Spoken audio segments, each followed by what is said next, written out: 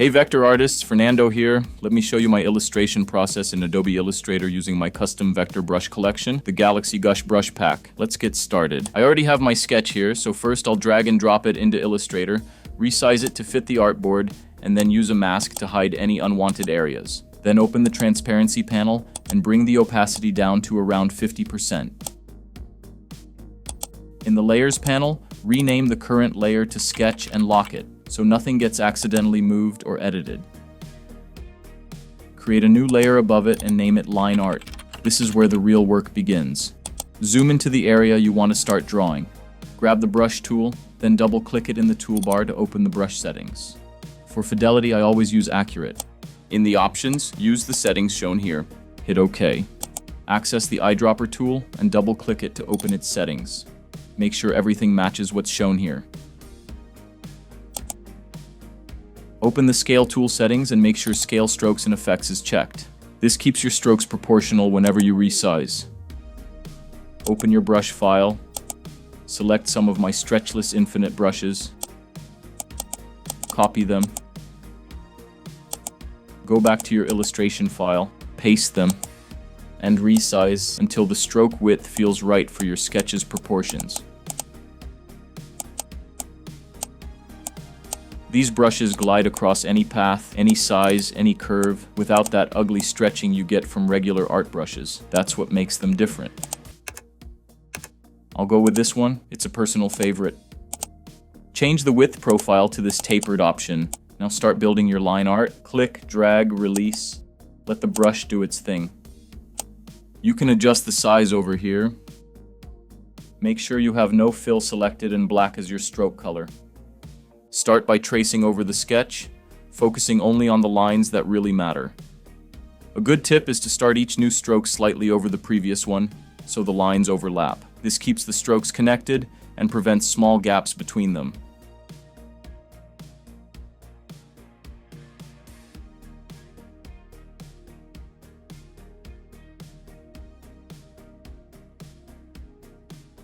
Once your line art is done, go to the Layers panel. Hold Alt, click and drag the line art layer to duplicate it. Hide the original by clicking its eye icon and keep the copy visible. Go to Select, then All. Then go to Object and click Expand Appearance. Open the Pathfinder panel and click the first icon. Unite. This merges everything into one single unified shape. Click outside to deselect, then grab the rectangle tool. Pick a color from your swatches panel. Click and drag to draw a rectangle larger than your entire line art. With the rectangle selected, go to Object, then Arrange, and click Send to Back. Go to Select, then All. Now in Pathfinder, click Divide. Switch to the Direct Selection tool, click on an empty area to deselect everything, then select and delete all the shapes that fall outside your illustration's silhouette. In the Layers panel, rename this layer to Color and drag it below the line art layer. With the Direct Selection tool, click any black shape, go to Select, then Same, then Fill Color, and delete. This removes all the black fill pieces left over from the divide step. Make the original line art layer visible again by clicking its eye icon. Now use the Direct Selection tool to pick the shapes you want to recolor. Or draw new ones with the brush wherever you need.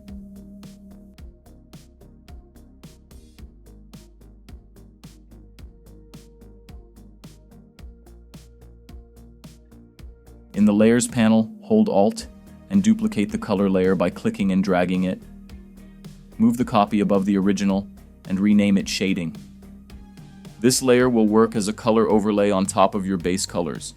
So instead of painting shadows from scratch, you're just tinting what's already there. Choose a shadow color from your swatches panel.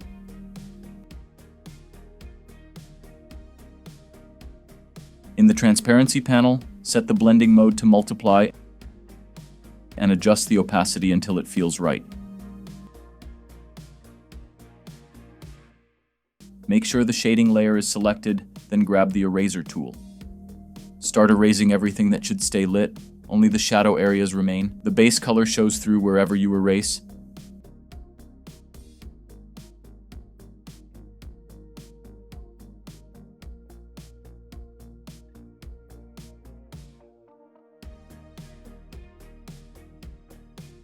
Create a new layer below line art and name it Hard Shadow.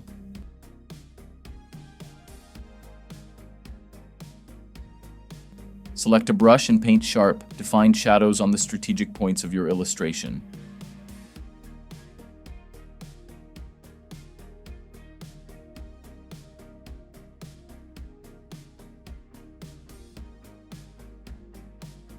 Now it's time to add the leopard texture, using the brushes, of course.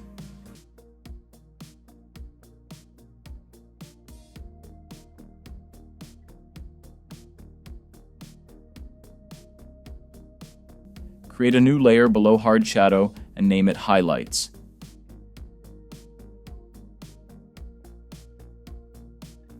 Pick a light color for your stroke and start brushing highlights along the edges of the illustration.